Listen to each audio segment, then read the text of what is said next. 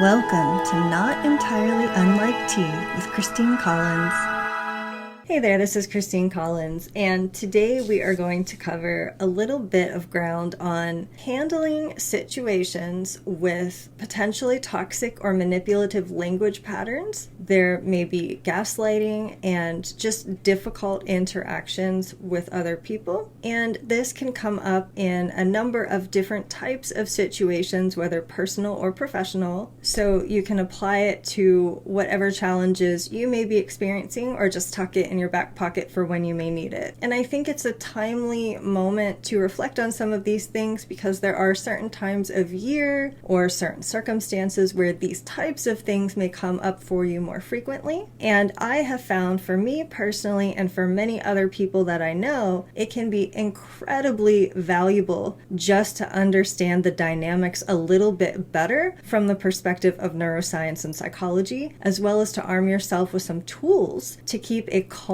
clear head and protect your mental and emotional well-being. So starting off with what happens to us physically and neuroscientifically when it comes to being presented with conflict or a difficult or challenging situation where we may be taking in some toxic language. So there is amygdala activation. The amygdala is involved with our emotional responses. There may be an increase in cortisol production, which is our stress hormone. Sometimes there are patterns with mirror neurons where someone else's emotions or mood almost becomes kind of contagious to us and vice versa. We may notice things like gut tension, your shoulders or neck tightening. Changes in breathing is very common. Breathing more rapidly, more shallowly, having a fluctuation in your energy, feeling more drained or more anxious. You may have variations in heart rate, like your heart suddenly pounding. And obviously all of these things combined, especially when it becomes chronic over a span of time, can be detrimental to health. So it's well worth figuring out how to manage this. So some of the things that happen for us when someone is becoming kind of pushy with us, it can kind of override our own threat detection system. It can interfere with our own thought patterns and create some cognitive dissonance between what they're saying to us and what we believe to be true about ourselves or about the situation. It can also activate some people-pleasing neural pathways, particularly so if you are a bit more of a natural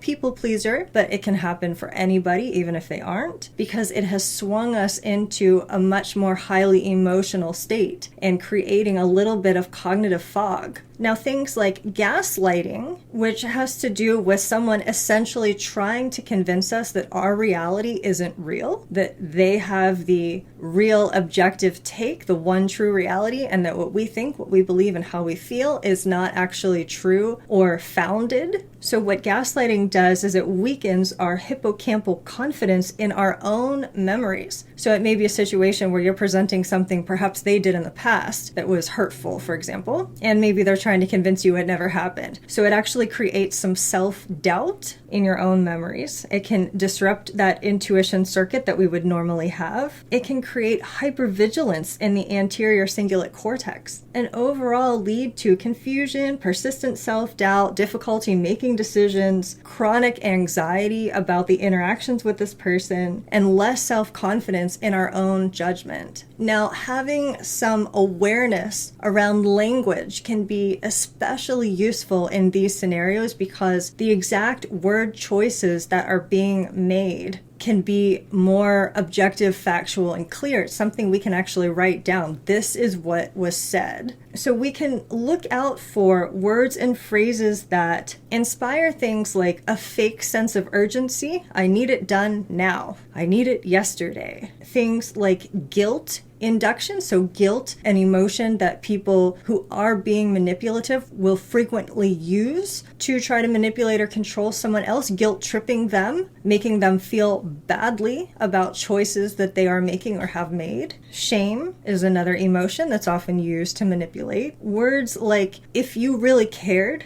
or why are you being so difficult? And then we also have one of my personal favorites that I am particularly averse to these days are what is considered boundary violating language. Phrases like, you need to, you should, you must. Things like, just do it, it's no big deal. Everyone else agrees with this, why are you not agreeing with this? No one else sees it like this. No one else is like this. Why are you being like this? Why are you being so difficult? And even you owe me. So when our subconscious mind and our conscious mind hear some of these words and phrases and some of this language is essentially being used as a weapon, it activates that amygdala response and creates an emotional reaction from us that inhibits our ability to think through things clearly, because now we have been bumped into an emotional state and it takes away some of our agency. And so by sort of identifying this, we can regain back some of that agency and self-control, because we are suddenly becoming aware now that this is a mechanism that is being used to activate something in us to try to get a response from us, to try to get us to do something specific that the other party wants. So what kinds of tools do we have at our disposal to mitigate some of these things when they happen? Obviously, we can't necessarily impact what other people are doing and saying, but we do have a choice over our response to it. So the identification of the language is a big piece, and finding ways to reflect it back can be very helpful. So things like assertive statements that are not aggressive. So we're not doing the same thing that they're doing, but we are being assertive about ourselves. I understand you're saying you need X, but I need Y in order to maintain my well-being. And then being as clear and specific as possible. So when you do X specific behavior, I feel this emotion and I need blank. So a clear, specific request, or even things like, this just isn't working for me right now. I need to step away until we can discuss this more calmly. And pointing out the behavior that is harming you. Things like, I've noticed this pattern of behavior, blank, and in order for our relationship to continue, it needs to be different. Even helping them to better see the language choices they're making, because realistically, they may not necessarily be aware of their word choices and how it is impacting the other party. It could be that these are language phrases that they have been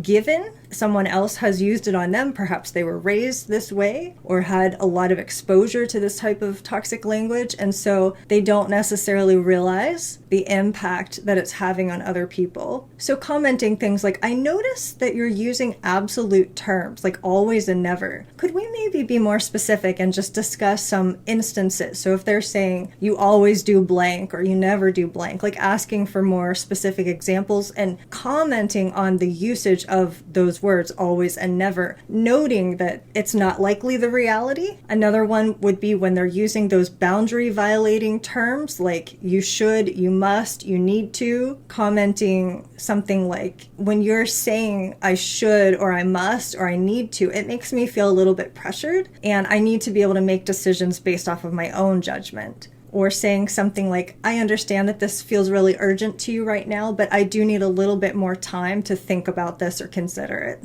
And even as simple as, that phrase really makes me uncomfortable. Could you say it differently? Now, obviously, if the other party is sort of a toxic, manipulative individual, they may not respond to some of these mitigations, but the important piece is that you have stood up for yourself. And you might be surprised at how far that actually goes with helping to reduce the impact that their language is having on you. Because one of the things that can kind of happen over time is that when we sort of always just let it slide, or maybe much worse is comply and just go along with whatever the other person is demanding of us, over time it can become sort of a chronic anxiety that we have interacting with this person or in these situations. And that elevation of stress that we mentioned can become persistent. We may experience sleep disruption. We may have ongoing cognitive fog and distraction that we can't shake off. And of course, there can be physical symptoms. I know I've experienced this in terms of migraines and other types of physical symptoms, stomach upset and things like that, can become almost this chronic and more pronounced when you're interacting with the person or situation. And over time, it can lead to a higher persistence of self-doubt and difficulty in making decisions, and also have an impact on your self-confidence over time. And when we start to notice that it has become chronic, it may be time to consider disengaging from that person if we aren't able to make any headway with some of the assertive strategies in discussing it with them. If they're going to insist on using toxic language and manipulative behavior, it may not be healthy for us in the long term. It can also help to create some physical distance depending on the nature of the situation where you're interacting. It can also help to create for yourself temporal distance. So if you're feeling particularly stressed out about a scenario, asking yourself, will this still matter in a year from now or 2 years from now? And in some cases, that answer may very well be yes, especially if it's someone who's very close to you, family members, and things like that. But sometimes it isn't, and it can help you to just get a little bit of space and distance mentally from the situation. Taking on different perspectives, looking at it through different people's eyes, so it can be helpful to get some validation from objective neutral parties, whether that's a therapist or a very trusted friend or something like that, someone who you can seek the confidence of and who is going to validate what you're feeling. It's also helpful to focus on your breathing and focus on some deeper breathing, activating the parasympathetic nervous system. Acknowledging your emotional state can go a long way. Just simply stepping out of it mentally and noticing, oh, I'm feeling really anxious about this. It can be helpful to set clear and healthy boundaries with that person. So kind of deciding what it is you need to feel safe in the situation and then being very clear about what those needs are. And then documenting and tracking the behavior, particularly if this is a relationship that's going to be ongoing for any length of time. It can be helpful for your own sense of trust in believing what you feel, to just have a record of what's actually happened. Because if the person is gaslighting you, every time you bring it up, they're going to try to convince you that they never said that, they never did that. But if you have a little journal of the times where they did say that and they did do that, it's going to be much harder for them to gaslight you. And then there are other tools that we have at our disposal, things like affirmations in terms of rebuilding your self-confidence, rebuilding your belief in yourself, your ability to make decisions, your confidence in your own judgment.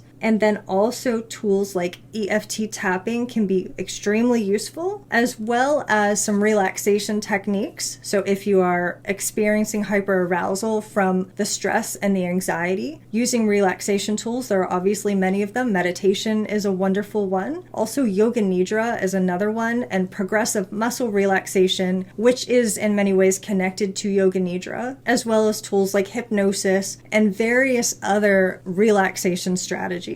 And there can be a helpful benefit in disengaging or practicing what's known as the gray rock technique, where you're just sort of being very still and a little bit less responsive to them in general. It's much more difficult for them to fight with a rock who's not responding very much, not giving them the emotional satisfaction. So they're looking to get that rise out of you, to press on those pressure points and get your emotional response. And when you're not giving it to them, sometimes if that's the reason that they're pressing on those points, they may get bored and stop. But that doesn't mean laying down like a doormat and allowing them to keep pushing on you if it's painful and hurtful. Being assertive, obviously, holding your boundaries and standing up for yourself, but doing it in a non-emotional, activated way. Now, I know sometimes people will think, well, that's easier said than done, and I get it. Believe me, I totally understand that. So just doing your best and practicing a lot of self-compassion, because it is not abnormal or unusual whatsoever to have an emotional response when someone is manipulating you, gaslighting you, using toxic and difficult language. So being gentle with yourself, regardless of if you feel like you handled it perfectly or not. And of course, if you are interested in further support tools, I do offer some of the tools that we discussed today, yoga nidra, hypnosis, and EFT tapping, in my mindset membership. And one of the things that can be so helpful with something like that is that it's available on demand. So sometimes these things crop up for us in the quiet moments when we're trying to sleep, or it's 2 a.m. and we can't necessarily pick up the phone and call somebody. We can't necessarily book in for an appointment right then and there with someone. It can be very useful to have a set of tools that can support you with whatever you're feeling in that moment, and having access to things like hypnosis and yoga nidra and EFT tapping videos can be extremely beneficial. So feel free to check that out. There's information in the show notes. And until we connect the next time, I wish you a most magical and creative rest of your day.